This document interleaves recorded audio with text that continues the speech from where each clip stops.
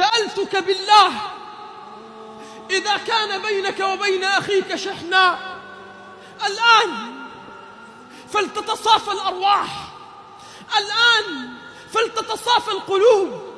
أخوك الذي لك سنوات ما عرفته ما كلمته، ستستقبل رمضان وأنت لا تكلمه، ستستقبل رمضان وقد غفر الله لجميع خلقه إلا لك.